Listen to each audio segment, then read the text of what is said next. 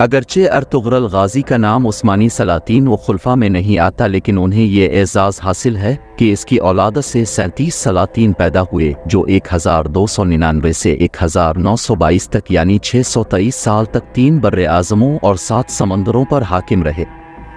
تورک قبائل جن کا نسب حضرت نوح علیہ السلام کے بیٹے یوفس سے جا ملتا ہے، قدیم اقوام کی فہرست میں شامل ہیں۔ نیفاز اسلام سے قبل کے ادوار میں ترکوں نے وسط ایشیا سے نکل کر دنیا کے اکثر حصوں میں عظیم ریاستیں تشکیل دی۔ جب ترکوں میں ایمان کا نور داخل ہوا تو ان کی روحانی و ایمانی طاقت میں بھی اضافہ ہو گیا، جس کے بعد بہت کم عرصے میں انہوں نے خود کو شہرت و عظمت کی بلندیوں پر پہنچا دیا۔ اس قوم میں سینکڑوں علماء، شعراء، سلاطین و فاتحین پیدا ہوئے۔ ترکوں کی ان عظیم شخصیات میں ایک نام سلیمان شاہ کا آتا ہے۔ یہ قائی قبیلے کے سردار تھے جو 2000 نوجوانوں پر مشتمل تھا۔ یہ تورک قبائل میں سب سے بڑا قبیلہ تصور کیا جاتا تھا۔ سلیمان شاہ 1178 میں پیدا ہوئے۔ یہ قتلمش کے بیٹے اور ارطغرل کے باپ تھے۔ اس زمانے میں ترکی روایات کے مطابق اسلام کی سربلندی کی خاطر ارطغرل اور دیگر عثمانی سلاطین کو مجاہدانہ سرگرمیوں کی بنا پر ان کے نام کے ساتھ عموماً غازی کا لقب لگایا جاتا تھا۔ سلیمان شاہ 13ویں صدی عیسوی میں ہجرت کر کے ایران آئے اور وہاں سے اپنے قبیلے کے ساتھ اناطولیہ کی جانب روانہ ہوئے، جہاں اس وقت سلجوقی سلطنت قائم تھی۔ سلیمان شاہ منگولوں کے دشمن ملک میں پناہ لینے کے خواہش مند تھے، کیونکہ ان کے خیال میں یہاں پناہ لینا ان کے لیے سود مند تھا۔ سلیمان شاہ مشرقی اناطولیہ کے شہر اخلاط پہنچے۔ وہ خود اور ان کے قبیلے والے اپنے اعلیٰ اوصاف کی وجہ سے مشہور تھے۔ اخلاط کے حکمران سے بھی تعلقات اچھے تھے، لیکن جب منگولوں کی طرف سے خطرہ ہوا تو 1221 میں قبیلے والوں کے ساتھ اخلاط بھی چھوڑنا پڑا۔ کتاب سلطنت عثمانیہ کی تاریخ اور جدید ترکی میں لکھتا ہے، عثمانیوں کے جد امجد سلیمان شاہ تھے جو قائی قبیلے کے سربراہ تھے۔ ایک روایت کے مطابق منگولوں کے حملے کے پیش نظر دیگر بہت سارے ترک قبائل کی طرح یہ قبیلہ بھی غلامی اور تباہی سے بچنے کے لیے نئے علاقوں کی طرف روانہ ہوا۔ جیشا کے مطابق سلیمان شاہ شام میں داخل ہوتے ہوئے دریائے فرات میں ڈوب گیا اور اس کے بعد اس کے 2 بیٹے واپس چلے گئے، جبکہ ارطغرل نے اپنا سفر مغرب کی جانب جاری رکھا اور 400 خیموں پر مشتمل اپنے قافلے کے ہمراہ اناطولیہ پہنچ کر اپنی سرگرمیوں کا آغاز کیا، اور بہت کم عرصے میں ہزاروں کی تعداد میں غازیان اسلام کا لشکر جمع کر کے تاتاریوں اور بازنطینیوں کے خلاف قابل قدر خدمات سر انجام دیے۔ اگرچہ ارطغرل غازی کا نام عثمانی سلاطین و خلفاء میں نہیں آتا، لیکن ارطغرل کو یہ اعزاز حاصل ہے کہ اس کی اولاد سے 37 سلاطین پیدا ہوئے جو 1299 سے 1922 تک یعنی 623 سال تک 3 براعظموں اور 7 سمندروں پر حاکم رہے۔ امیر غازی ارطغرل تورک اوغور کی شاخ قائی قبیلہ کے سردار سلیمان شاہ کے بیٹے اور سلطنت عثمانیہ کے بانی عثمان اول کے والد تھے۔ ارطغرل کی ولادت 1191 میں ہوئی۔ ارطغرل غازی ایک بہادر، نڈر، ذہین، ایماندار اور باروب سپاہی تھے۔ وہ ساری عمر سلجوقی سلطنت کے وفادار رہے۔ عثمانی روایات کے مطابق ارطغرل اپنے باپ سلیمان شاہ کی وفات کے بعد اپنے رفقا کو لے کر حلب کے امیر کے پاس گئے اور ان سے زمین کا مطالبہ کیا۔ چنانچہ انہوں نے سوغد کی زمین ارطغرل کے حوالے کر دی، جو اس زمانے میں بازنطینی سلطنت کی سرحد پر واقع تھی۔ ارطغرل کو اس علاقے کا باقاعدہ طور پر سردار مقرر کر دیا گیا۔ بعد ازاں اس سرزمین پر کچھ ایسے واقعات پیش آئے جو آگے چل کر سلطنت عثمانیہ کی بنیاد کا سبب بنے۔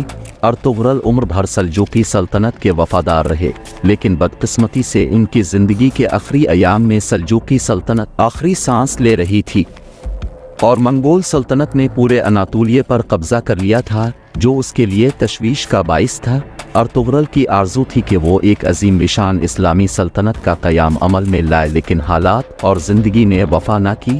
چنانچہ ان کے چھوٹے بیٹے غازی عثمان اول نے ان کا یہ خواب پورا کیا اور ایک عظیم الشان سلطنت عثمانیہ کی بنیاد رکھی۔ سلطنت عثمانیہ کے بارے میں سب سے زیادہ سنی جانے والی روایت کے مطابق عثمان نے اپنی ابتدائی کامیابیوں کے بعد ایک خواب دیکھا تھا۔ اس خواب میں انہوں نے دیکھا کہ ایک درویش شیخ ادیبان کے سینے سے چاند نمودار ہوتا ہے اور اس کے اپنے سینے میں داخل ہو جاتا ہے۔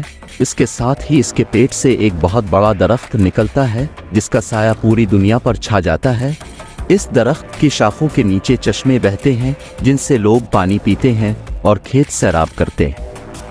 عثمان نے جب شیخ ادیبان سے اس خواب کی تعبیر پوچھی تو انہوں نے کہا کہ ان کے سینے سے نکل کر عثمان کے سینے میں داخل ہونے والا چاند اس کی بیٹی ہے، اور جو اس خواب کے بعد عثمان کی اہلیہ بن گئی۔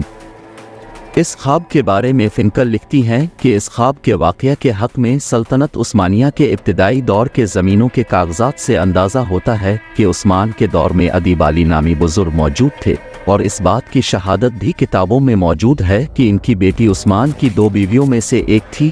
ارطغرل کو خدا نے نہ صرف بہادری اور ذہنی بصیرت سے نوازا ہوا تھا بلکہ ان کی عقابی نگاہیں انسانوں کو پرکھنے کی حیرت انگیز صلاحیت سے مالا مال۔ ایسے میں ان کی دوررس نگاہیں ان کے چھوٹے بیٹے عثمان کو کسی اونچے مقام پر دیکھ رہی تھی۔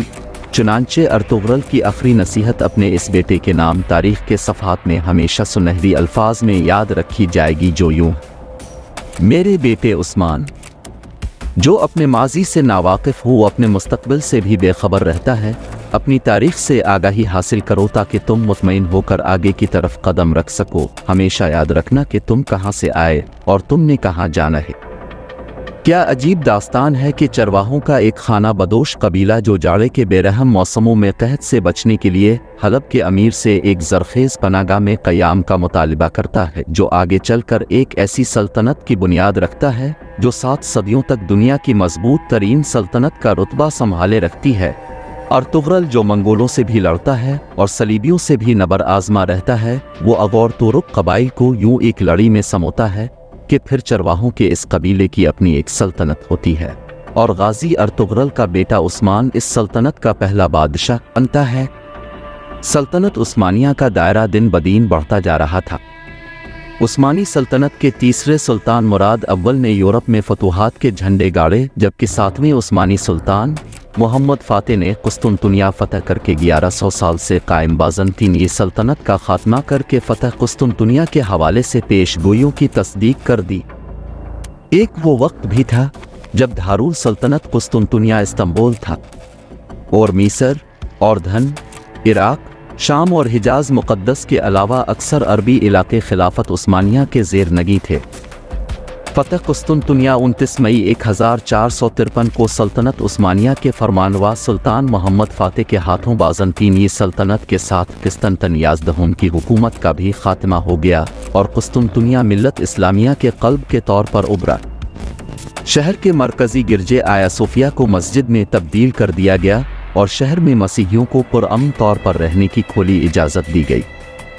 فتح قسطنطنیہ تاریخ اسلام کا ایک سنہری باب ہے، جبکہ مسیحی اسے سقوط قسطنطنیہ کے نام سے یاد کرتے ہیں۔